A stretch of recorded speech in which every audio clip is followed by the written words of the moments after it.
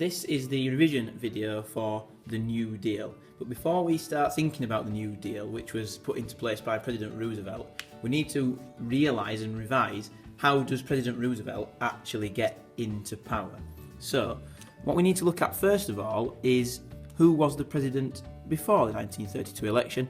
I'm sure we'll remember that that is President Hoover. Now, to work out why the 1932 election turned out as it did, we need to look at reasons that Hoover was a bad candidate and he lost, and then reasons that Roosevelt was a good candidate, so why he won. So we'll start off with Hoover. Basically, he was largely blamed for making the Depression worse, and he did that in several ways. Firstly, he left businesses alone, so he did not believe that it was the government's job to help out businesses who were failing. In fact, he thought it was more down to charity and charities to try and sort out those problems. Secondly, he believed in something called rugged individualism. Now, I'm sure you will have been taught about that in your lessons. Individualism, difficult to spell when you're talking. Rugged individualism, which means that it actually hurts the country if the government helps people. People should be tough, that's what rugged means, and they should be on their own, individualism. So they should sort out their own lives and should not rely on the government to help them. And then lastly, there are the bonus marchers. Now, the bonus marchers were former US Army veterans. They came along to Washington to ask Hoover for their pensions early because they were homeless after the Great Depression, and he actually turned the current army on them and said, no, you're not having any money at all. And that made him really unpopular. Now, the other side of the coin to that is Roosevelt was offering popular policies. So here's Roosevelt. Now, what does he promise? Well, basically, first of all, as we've already seen there, he promises a New Deal. That language is very popular because people in America feel like they've had a bad deal so far, and he says, I'm going to sort out the problems of the Depression. Secondly, he believes, as part of that, in what's called active government. Now, that is the direct opposite of rugged individualism, and people are tired of being told they need to sort out their own problems because they've been trying that for 3 years since the Wall Street crash in 1929, and they've not seen their lives improve. In fact, they've seen their lives get worse, as we saw in the Wall Street crash revision video. He promised to ask experts for advice, which again is something that Hoover did not do, and it suggests that it was actually going to tackle the problem. And basically, people felt that they'd been let down by President Hoover, and so during Roosevelt's speeches, he made them feel like he was the one who was going to sort out these problems. They were ready for a change, and Roosevelt, as a good public speaker, was able to capitalise on that feeling in America that Roosevelt was the better candidate, the candidate who could sort out the problems that Hoover could not. So, when Roosevelt wins the election, he decides to put into place his New Deal, and he has, within that, 4 aims. Now, his first aim is to get America back to work. Alright, now... There we are, going off to work. There we are, he's off to work on his horse. Get America back to work. That's because one of the major problems of the Depression was the fact that many people have been made unemployed. The second aim was to protect people's savings and also their property, which I'm going to try and now fit on the end of this page again. There we go. Protect people's savings and property. People, after the Wall Street crash, had seen their banks fail with their life savings gone, and many of them had also lost their houses because the bank had taken it back because they couldn't afford to pay their mortgage. So he promised to protect people's savings and property. His third aim was to help the sick, the old, and the unemployed.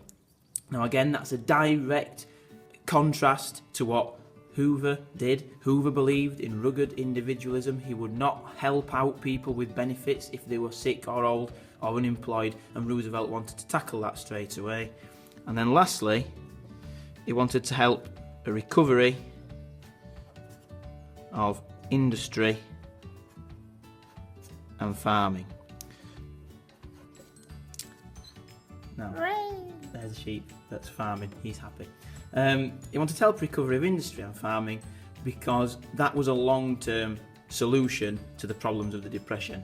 These aims would help people in the short term, but in the long term, Roosevelt knew that he needed to get industry back producing and employing people, farmers employing people instead of losing their farms, and only by doing that would he actually help to recover the American economy.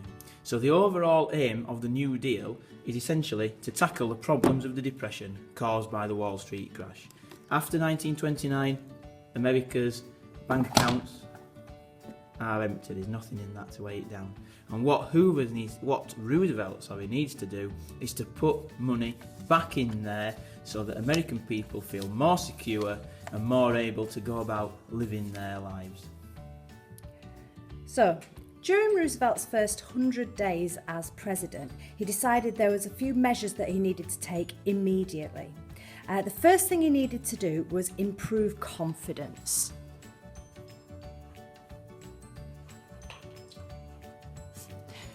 Confidence in the government, confidence in the banks, confidence in the country. So the first thing he decided to do was abolish the ridiculous law of prohibition.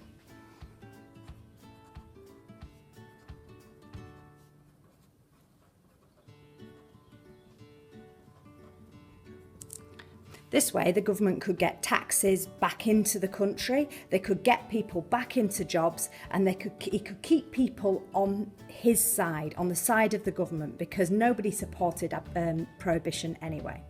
The second thing he did were called fireside chats.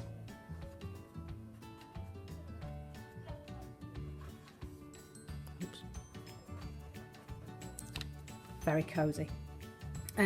What FDR did was use the new medium of radio to enter people's living rooms, so to speak, to tell them what he was going to do to improve their lives, to get rid of the Depression, to tell them what his plans were and what actions he was taking.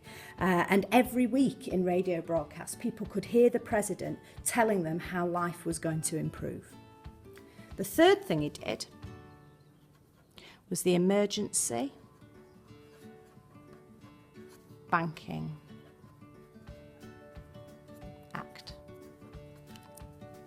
And with this, Roosevelt created 4 new bank holidays. Hooray, said everybody.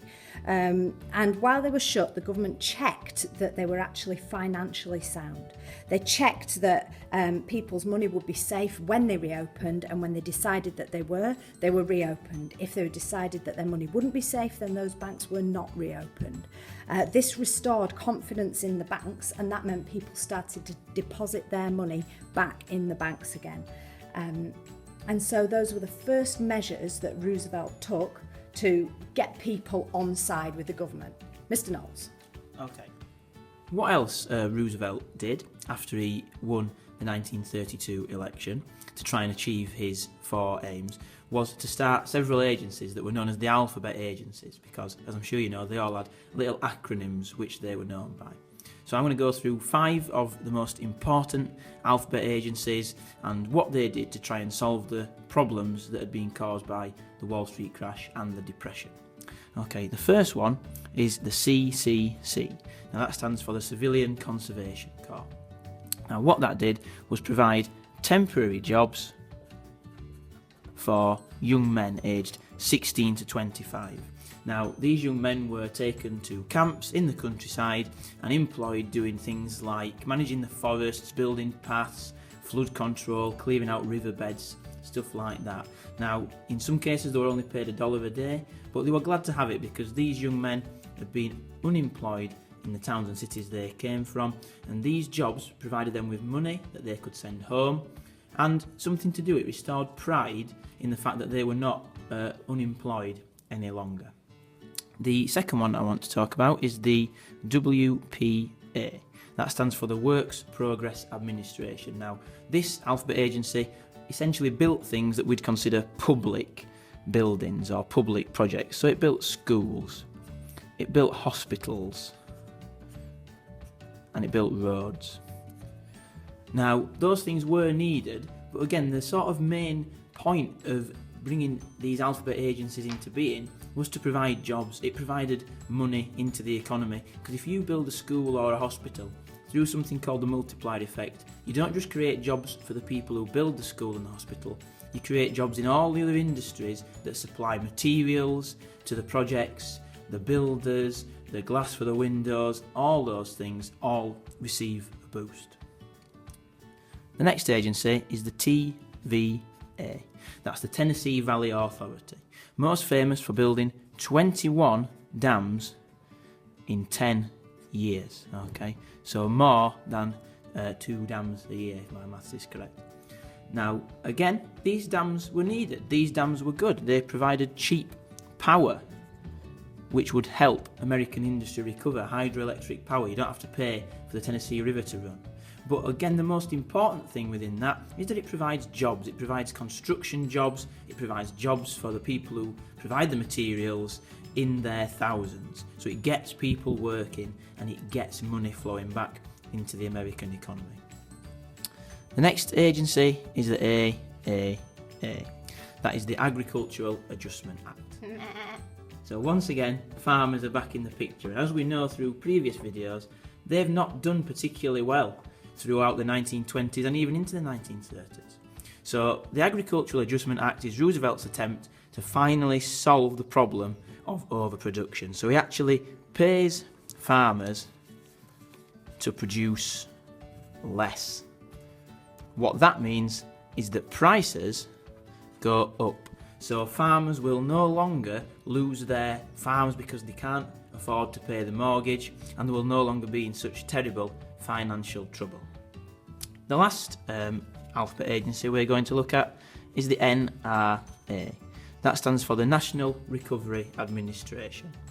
The NRA campaigned for workers' rights, and it campaigned for an increase in wages. Now, if a business signed up and was accredited as a member of the NRA, the most famous symbol they could display was the blue eagle symbol, and they could display that in their window in their shop, and it showed that they were doing their part to help the American economy recover. Now, all these things together demonstrate how Roosevelt tried to rectify the problems that had been caused by the Wall Street crash and the Depression. People didn't have enough jobs. If they did have jobs, they weren't earning enough, and specific groups like farmers were especially suffering. But through these alphabet agencies and through his confidence boosting policies up here, like getting rid of prohibition, fireside chats to tell people what he was doing, and the Emergency Banking Act that proved that their savings were now safe, he tried both to actually restore people's quality of life and to restore people's faith in the American government, and that it would actually do something to help them. Even though the aims of the New Deal were undoubtedly positive, it was not entirely popular in America. Essentially, Americans opposed the New Deal because they thought, or some of them thought, it was doing too much, whereas some of them thought it was doing too little. Now, to my mind, that suggests that Roosevelt probably got it sort of right. If some people think you're doing too much, some people think you're doing not enough. But nonetheless, people did oppose it. Now, there's quite a good mnemonic to remember why people opposed the New Deal, and that is BRASS. So now I'll go through what each one of those letters stands for. Firstly, the B, that stands for businessman. Now, businessmen opposed the New Deal, in some cases at least, because they felt like the government was telling them what to do, interfering in their business and penalising unfairly rich people. A good example of this is Henry Ford actually attacked, or not personally, hired people to attack trade union workers, hired thugs to attack the unions who were trying to get better wages in his company, which is exactly what Roosevelt with the NRA was trying to achieve. But as I said, businessmen felt that the government should not be telling them how much to pay their workers and generally interfering in their business. Now that links into the R, which is for Republicans. Now, Roosevelt, being a Democrat, believes in helping people. As we've already heard, he believes in active government. But the Republicans believe still in rugged individualism, and they actually think that spending lots of money to help people, like Roosevelt wants to do, is a little bit close to what was going on in the Soviet Union. It looks a little bit too much like communism, which, as we know, all Americans absolutely hate, or most Americans absolutely hate. Now, that was a reason that the Republicans opposed the New Deal, because they said if the government takes too much control in people's lives, it looks too much like communism. The A then. Now, this is the first example of people opposing the New Deal because they thought it was not doing enough. Activists. Activist is another word for protesters. Now, the best example of this is somebody called Huey Long, who was an American senator or politician.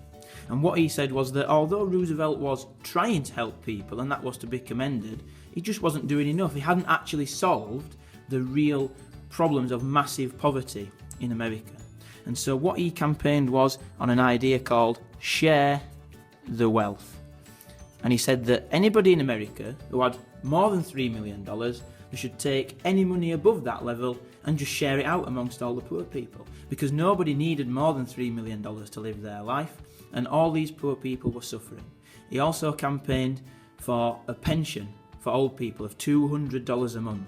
Essentially, he says that Roosevelt's New Deal, because it has not solved poverty, really, however positive his aims were, should be considered a failure.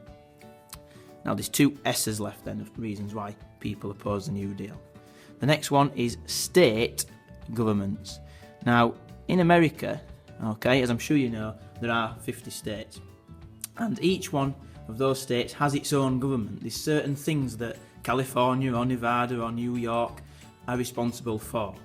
And the state governments essentially thought that Roosevelt, in the capital, Washington, D.C., was taking their powers. They didn't like how President Roosevelt was trying to solve problems across lots of different states, when actually the state governments thought that it should be their job to sort out what was going on in their states. Lastly, the last S is the Supreme Court. Now, the job of the Supreme Court in America is to essentially check that what the president does matches up with the American Constitution. The President of America is not sort of unlimited in his power, he can only do certain things. The Supreme Court ruled that the NRA and the AAA specifically were illegal. Now, they actually agreed with these campaigners. They said the NRA and the AAA did too much across too many different states, and that Roosevelt was effectively acting like a dictator. That he was telling people what to do without actually getting their permission, and in some cases, even though he was the president, he wasn't allowed to do it. Now, Roosevelt actually threatened to appoint new judges to the Supreme Court to force through his policies, but he realised and he was convinced that actually this only made him look more like a dictator, and in the end he had to back down and amend his policies, which eventually resulted in the second New Deal, which we'll talk about shortly. So, was the New Deal a success or a failure? Well, it depends on the perspective that you were coming from. In terms of what it achieved, the New Deal achieved a lot to pull people out of the Depression, to reduce poverty in the citizens of the USA. And that led towards them not falling to fascism, like many countries in Europe had done.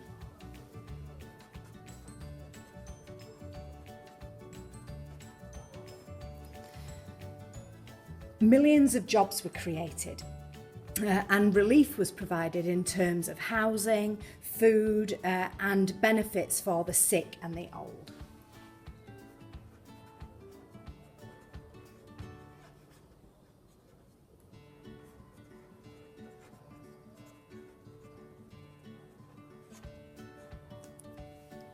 Therefore, people were coming out of poverty, they were living a much better quality of life than they had been under President Hoover since 1929. However, many people felt that the New Deal was a failure because it didn't achieve the aims that it set out to achieve. So, for example, it did not end the Depression.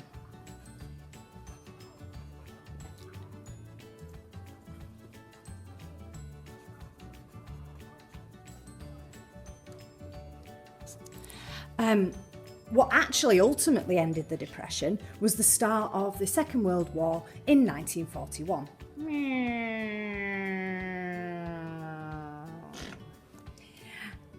Even though it contributed to making life for Americans better, the Depression did not end and there were still millions that were unemployed, including African Americans and immigrants.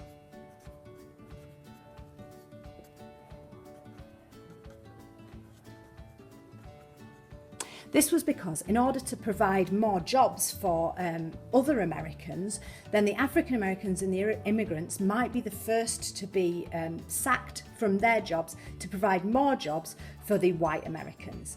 Also, African Americans and immigrants were paid much lower wages than white Americans, and sometimes the unions did not allow African Americans and immigrants to be part of their campaigns for higher wages. Finally, opposition. Not everybody in America agreed with the New Deal. They either thought it was going too far or not far enough. So, as previously mentioned by Mr. Knowles, some people thought that more could be done to end poverty because, as I've just said, it did not end the Depression. And some people thought that Roosevelt was behaving like a dictator. Even though it had prevented fascism coming into America, they felt that Roosevelt was behaving like a fascist dictator by saying that people had to go do what he said, by putting his control over the state governments. Now, many people said that he had to do this in order to make the New Deal work and to bring America out of the Depression, but other people said that wasn't the way the USA worked, and that the president shouldn't have that much interference in state politics. So, was the New Deal a success or a failure? Just depends on your point of view.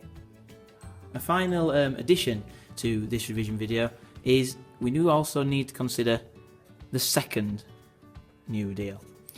Now, the second New Deal is brought in 1935 and involves several key things. Now, I'll start off with actually some of the less important parts of it, and I'll build up to the most important part. So, firstly, in the second New Deal, the WPA replaces the PWA. But actually that doesn't change very much. It just continues to build public buildings, but with one sort of extension, which is that artists and photographers and creative people who were unemployed are now also given jobs, and they actually take photographs and paint paintings of the work being done by the WPA to show the American public what the New Deal is achieving for their society. Secondly, there's the Social Security Act. Now, the Social Security Act brings in benefits and pensions for old people, and it also brings in benefits for unemployed people. The problem with it is it's still less generous than, for example, the scheme that was being run at the time in Great Britain. So although it does help people, other countries were actually going further to help their old people and their unemployed people.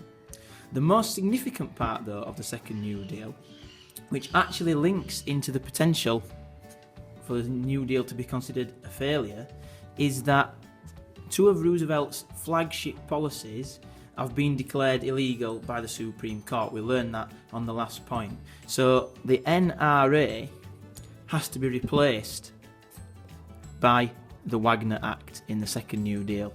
Now, what that says is, instead of actually forcing or encouraging workers to pay higher wages and forcing businesses to pay their workers higher wages, it just says that business owners have to negotiate with their workers through trade unions. So they have to have a meeting where they talk about their wages, and that will hopefully lead to the trade unions negotiating higher wages for their workers.